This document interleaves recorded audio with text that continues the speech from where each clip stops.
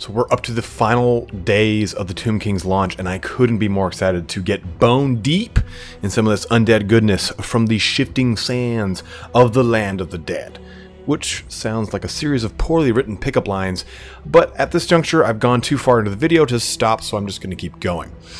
But today I want to go into 9 of the big features or meta-changing things, quote-unquote, coming with the Tomb Kings. And this can range from the campaign, to the way the Tomb Kings will interact with the other races, all the way up to the competitive multiplayer games. So hang tight and let's get started. Starting with number 1, the Realm of Souls. And the Tomb Kings, like every other race in Total War Warhammer 2, are getting some sort of persistent combat attribute. With the Lizardmen we have Rampage and Healing, Skaven have the Menace Below, while the Dark and High Elves have Murderous and Martial Prowess, respectively. But what of the mighty Bone Daddies? Well, the Tomb Kings have a kind of 3-tier combat attribute called Realm of Souls, as we mentioned. And this bad boy goes off in 3 waves, and they're triggered based on the total amount of deaths you sustained on your side. So with each tier, the healing and resurrecting capabilities of Realm of Souls lasts longer and longer. So it's like 112 deaths is our first tier, lasting 7 seconds, 200 some deaths for our second tier, I think it's 225 or something like that, lasting 14 seconds, and 375 deaths for our third tier, lasting 21 seconds. 21 seconds of glorious healing and resurrecting for the entire armies, which is quite beautiful. But the only downside here is these values are set values. You know, they're not based on a percentage that at least I've been able to tell from some of the videos or some of the stuff I've seen or watched. So it pretty much ensures that you bring a wide army to trigger all of these tiers. But the last and most important portion of the Realm of Souls is the ability to summon an entire unit of Ushabti on the battlefield. And these monstrous constructs have like a whopping like 70 plus weapon strength. I think it was their AP and anti-infantry. So by the time they're ready, they can really come in a pinch here. Moving on though to number 2, Regiments of Renown. And with the Tomb Kings, we won't need to wait for some obscure patch down the road. We'll be getting their Regiments of Renown right out of the gate. And the same really couldn't be said for any other race in the Vortex campaign, with suspicions that we'll be waiting until this Norska patch in May to see the High Elf, Dark Elf, Skaven, and Lizardman Regiments of Renown. But that being said, the entire roster of the Regiments of Renown for the Tomb Kings is quite amazing. You have just their basic archers as a Regiment of Renown that basically turns them into the Rusty Arrows, more or less, you know, sundering armor and wreaking havoc on the foe. In addition to the archery from the skeletons, you have Ushabti with great bows as a Regiment of Renown that is a shield breaking quality, as it's stated in the entire army roster, meaning that it will reduce the ranged defense effectiveness of the target it's firing against. So really exciting to see that. And there are plenty more on the roster. I think the Sepulchral Stalkers have their own. I believe I saw the Skeleton Spearmen and the Necrosphinx all having their own Regiments of Renown, with plenty of defining characteristics and attributes that are going to make them more or less an auto pick with any multiplayer game, well, at least depending on the matchup. Number 3 though, no upkeep or recruitment costs. So shifting into the campaign side of things, we have the entire recruitment system for the Tomb Kings. Now from the lore, we know that the Tomb Kings never really summon more undead like the vampire counts do. They always awaken the already existing undead soldiers of ancient NEHEKHARA to do the bidding of their Tomb King. And this is reflected beautifully in the army building of the campaign. There is no upkeep for the entirety of the armies you recruit for the Tomb Kings. So you can really build a full stack army in as many turns as you have the military recruitment slots. In addition, there's no actual cost for the army itself. So recruiting is really as simple as clicking a button. God, I sound like one of those stupid infomercials. Click this button, buy this thing that's a dildo, self-activate, whatever. Now, there are some obvious drawbacks, foremost being the limit on the amount of armies you have dictated by your position in the research tree of the dynasties. And we don't know what each and every dynasty does, but we do know that they allow you to expand your forces of the undead. Also, some units are limited by the amount of buildings within the province, maybe only allowing you to summon up a few of one unit at a time. I'm not 100% sure, but I'm not sure exactly what limiting or increasing factors are in the game for those actual recruitment slots, like what makes it so you can only have an X amount of one unit or X amount of another, or increase in that one unit, but I'm sure we'll all find out together on the 23rd. Number 4, the lore of NEHEKHARA. With a new faction, we get an entirely new lore of magic that is unique to the Tomb Kings.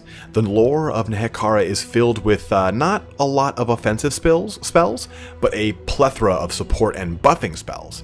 The entire aim of this lore of magic is to increase the durability, fighting power, or range capabilities of your shambling hordes.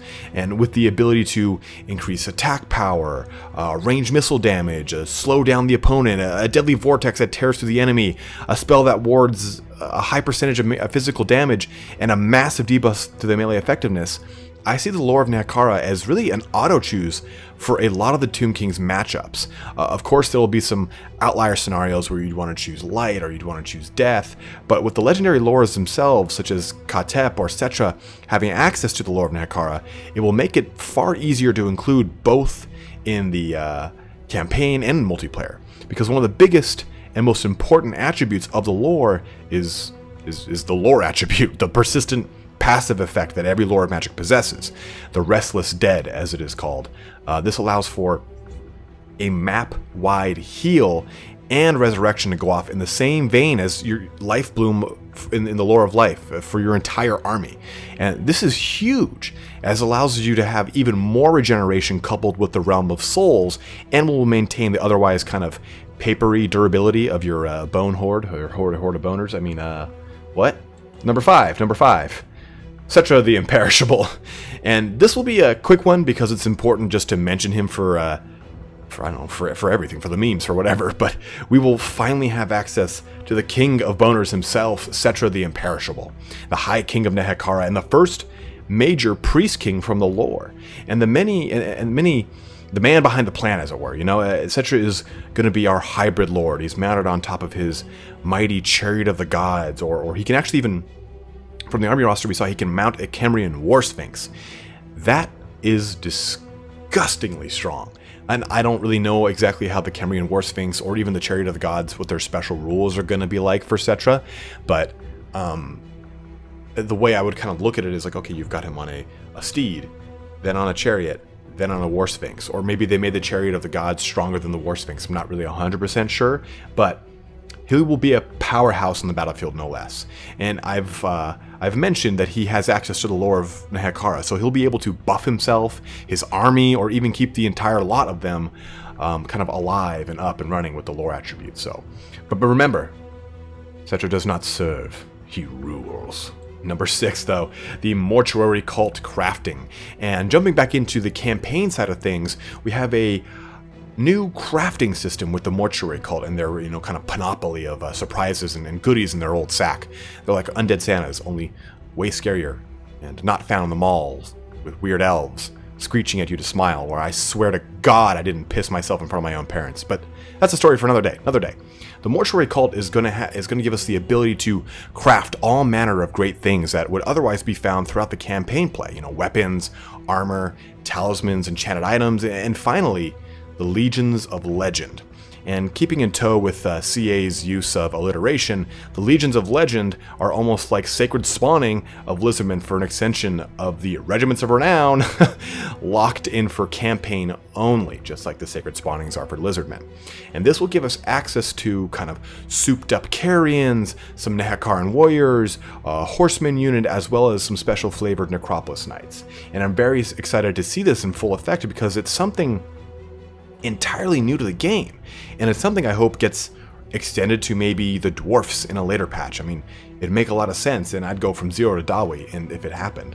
I mean, the dwarves are fabled craftsmen and enchanters and masters of rune work, so the fact that it's not there already is very dubious. But number 7 here, we have hybrid armies. Now, we're all used to choosing factions and having them all be roughly the same rosters, minus maybe the legendary lord selections.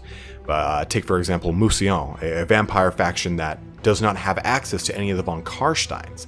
Now, with the Tomb Kings, we get something entirely different. For one, we get 4 factions, with the Tomb King faction kind of being the overarching and primary one where all the lords are present, and just like Greenskins is the primary one, or Vampire Counts is the primary one, so on and so forth. But we also get our first real hybrid army in the Followers of Nagash, Arkan the Black's host of undead. Now, with access to a select few Vampire Counts units, we now have an army that has all the benefits of its initial faction with some of the thematic kind of coloring of another.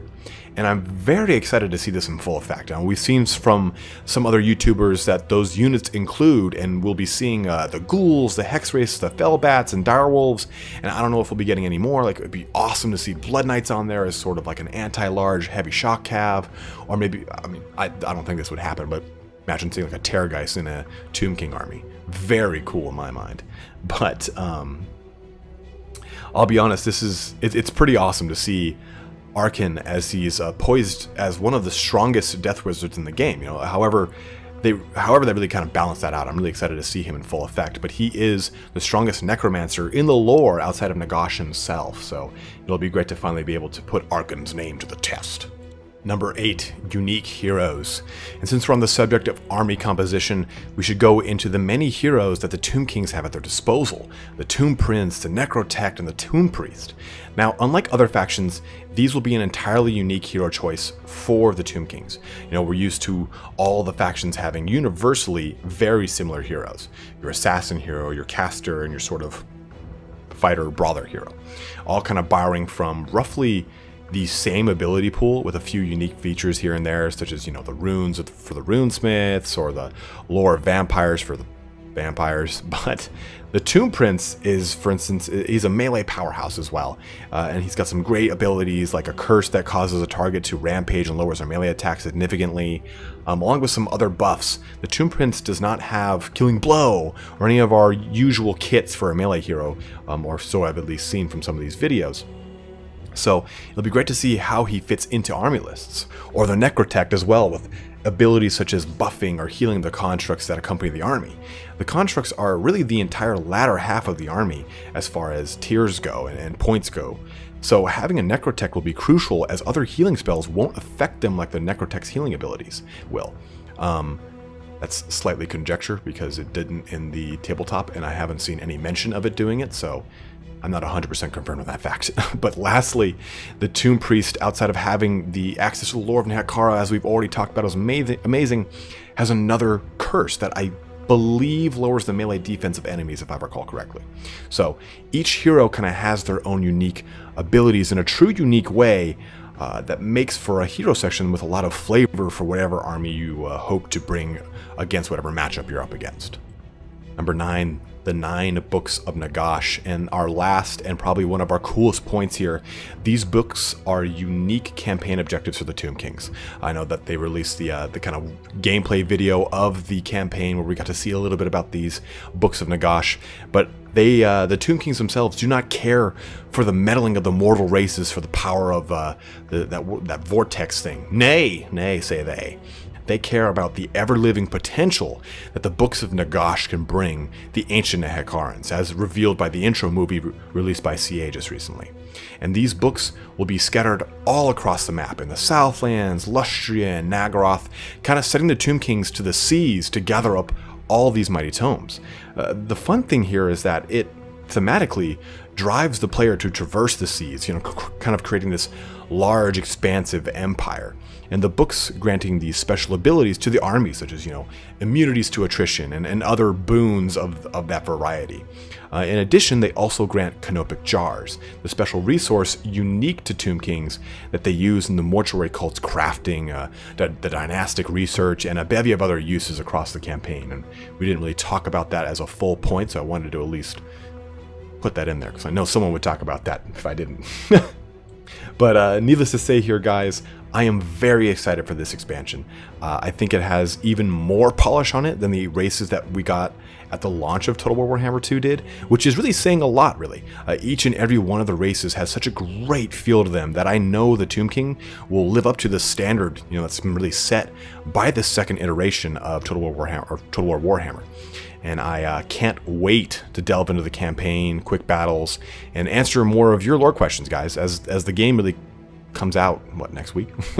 And I'll be doing a stream here tomorrow as a heads up. That's the 19th, as I won't be around on the 20th, unfortunately. So join me for some quick battles and some fun in the sun. That isn't like a relation to the Tomb Kings in the desert. It's just like, it's an axiom, guys, okay?